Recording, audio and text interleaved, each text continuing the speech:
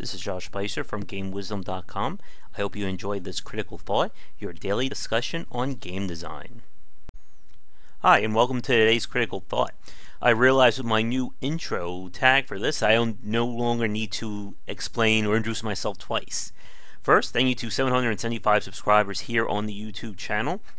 Numbers been dipping up and down today, but we are certainly making some progress and heading up to 800. So if you're enjoying the content here, be sure to subscribe.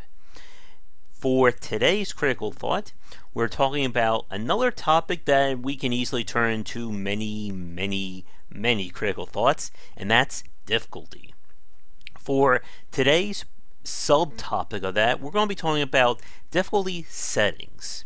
There's always been that debate as to whether or not games should have difficulty settings or not, and like I said, that is another topic in of itself. But I want to talk about what happens when you've already decided on having difficulty settings and how to properly balance them. Because we've seen developers mess up in one way or another when it comes to settings. Sometimes they make normal too hard, easy too easy, and hard, well, you get the picture. And it sounds weird about that. Shouldn't easy be easy? Shouldn't hard be hard? Well, the problem is with how you establish the median or baseline of your experience.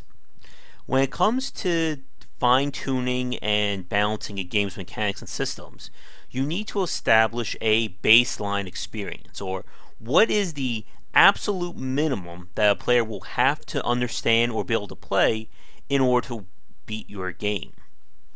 This could be everything from upgrading your weapons to the right level, understanding certain mechanics or systems, or even just being fast enough or articulate enough with your hands to be able to play a game like Dark Souls or Devil May Cry.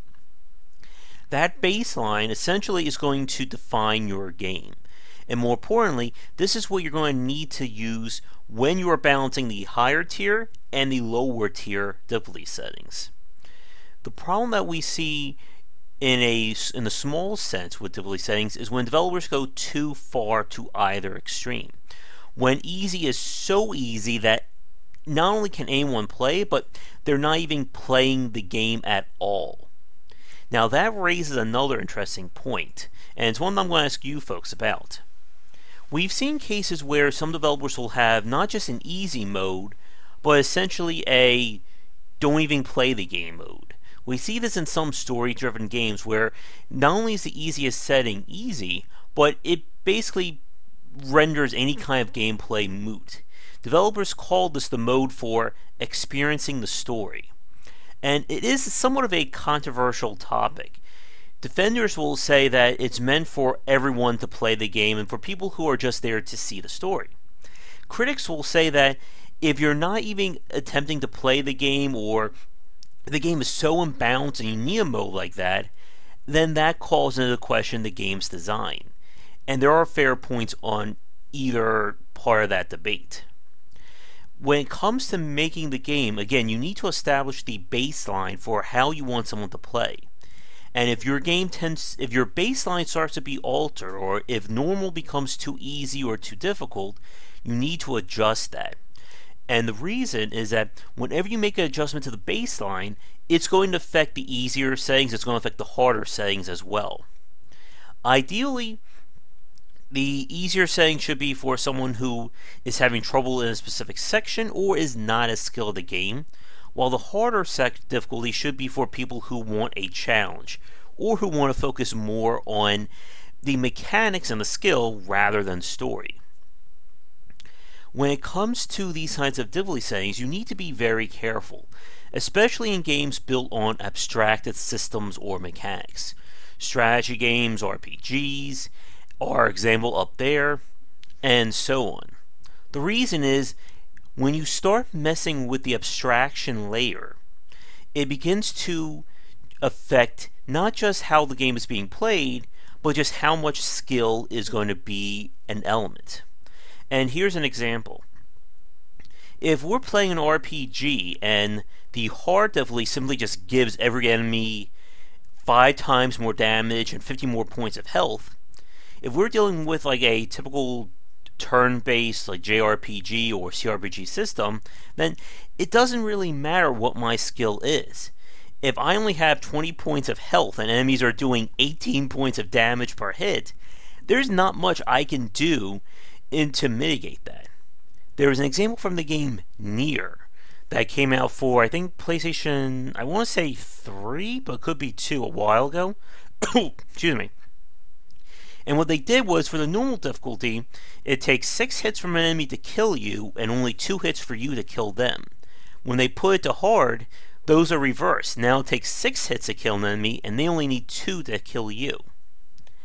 And as you can see with this kind of problem, if you're making the hard difficulties just to the point where it's removing options or making the game very one-note, that's not a good example of making a game harder. And the example up there is from Payday 2. As you are watching this right now on Saturday, they just released the 2 new difficulty levels, Mayhem and One Down. Now, if you haven't played Payday 2, then they're right now at 6 different difficulty settings: normal, hard, overkill, overkill, mayhem, death wish, and One Down. And as you go up in difficulty, the enemy's health get higher. At mayhem and above, new enemy models are introduced, and on the new One Down, you fight the Zeal team. That's all enhanced and stronger enemies. The problem, what people are complaining about, is how much the difficulty levels are not really scaling to what the player has available. And to understand what I mean, you have to look at how weapons work in Payday 2. The weapons in the game can be boosted by certain skills, and of course by the mods that you attach. Now, these mods and skills are not difficulty dependent. I can take my Death Wish level guy, play a normal map, and it won't even be difficult at all. Likewise, I could take him into Death Wish, Overkill, Mayhem, and so on. What people complain about with this kind of balance is that the highest tier, Mayhem and One Down now, the enemy levels are so high, or their health, that the weapons are simply taking forever to kill. And it has to do with the break point or kill point.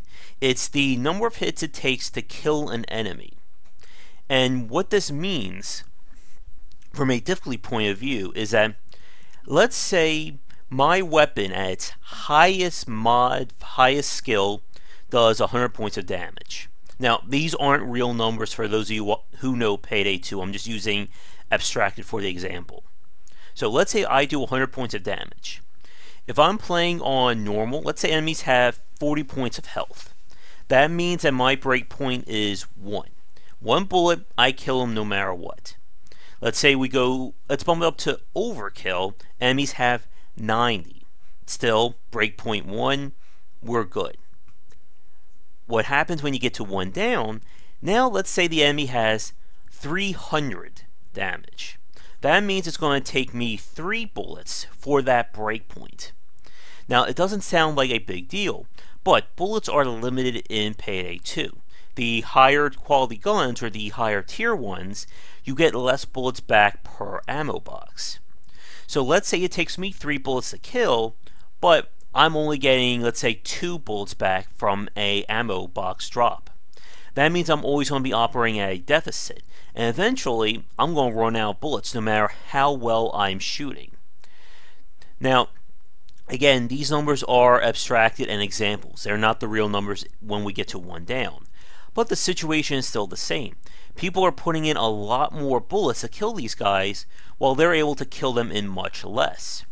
And now, while critics or defenders who are the expert will say that this is just for difficulty and makes the game more fun, the problem from a balance point of view is when you start having these options, when the difficulty becomes so high that it's starting to restrict things, it reduces the game to one-note builds and one-note strategies.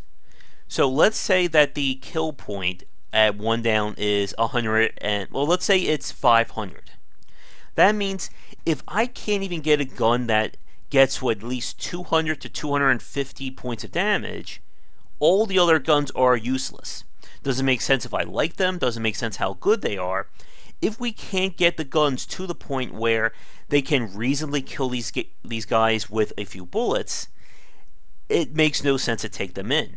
If my gun only does 40 points of damage, and this guy has 500 points of health, by the time I'm actually killing him, he's already probably killed me several times.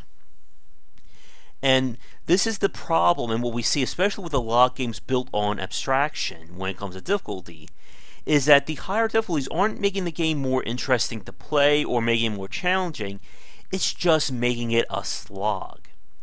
Again, it doesn't matter how great I am at your game, if it's taking me 5 to 10 times the amount of bullets or seconds or slashes to kill an enemy.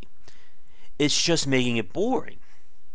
And that's why when people like or talk about difficulty settings that work, they refer to games that actually change things when you go from normal, hard, expert, masochistic, legendary, anything else you can think of. Because it's forcing you to adapt and change how your strategies work. My golden example of this is from Ninja Gaiden Black, who literally changed the game with each higher difficulty. New bosses are introduced, enemies are shuffled around, even the items that you can find are changed with the higher difficulties. In this way, it's not about making enemies have more health or just do more damage. It's changing what you're experiencing. As another part of that, when you play on the higher difficulties, the boss fights will actually have regular enemies join in. That's not done on the lower difficulties. And this is a way of making things more interesting. Now, if you're going to change numbers or values, you can see a really good example of changing without making it a slog from XCOM Enemy Unknown Within and 2.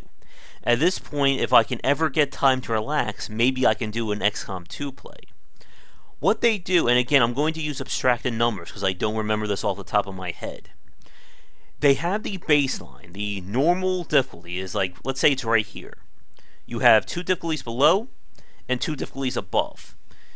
I don't remember the easier ones, but we go normal, classic, legendary. Your weapons or the equipment in the game is never adjusted between the 5 difficulty levels. What they do is change how the enemies behave or their stats. So, here's the example. The basic starter rifle in XCOM Enemy Within / Unknown, let's say it does 3 to 5 damage. That means when I shoot a sectoid or whatever, I can hit him on the low end at 3, the high end at 5, if that hit connects. On the lower difficulties, the enemies, let's say, have 2 points of health max. If they get boosted by a sectoid, it goes to 3. What that means to the player is, no matter what, as long as I hit an enemy with my rifle, he's dead. No need to worry, no need to care, it's all good. So let's say that's normal, easy, and the easiest.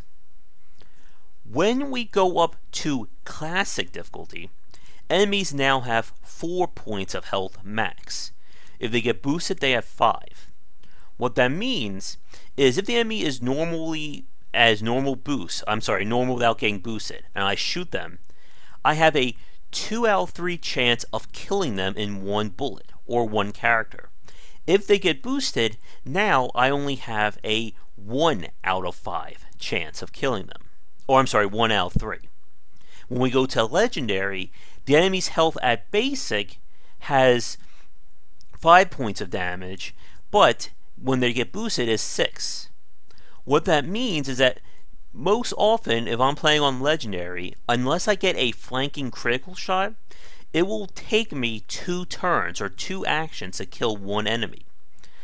Now, I may get lucky. Remember, I have a 1 out of 3 chance of killing them if I get the 5. If the enemy gets boosted, that gets thrown out the window. What the health values and their differing health values do in XCOM, it forces me to adapt more and take greater precautions. I know that if I'm playing on normal or below, I could send 1 character into a very dangerous spot, and my Hail Mary play may work, because again, I have a 2 out of 3 or 3 out of 3 chance of killing them. If I try that same tactic on Legendary, I only have a 1 out of 3 chance of hitting him or killing him. And remember in XCOM, if I leave that character alive, there's a good chance he could kill that squaddie. What they also do on the higher difficulties is raise the enemy's attack value or to-hit chance and their crit.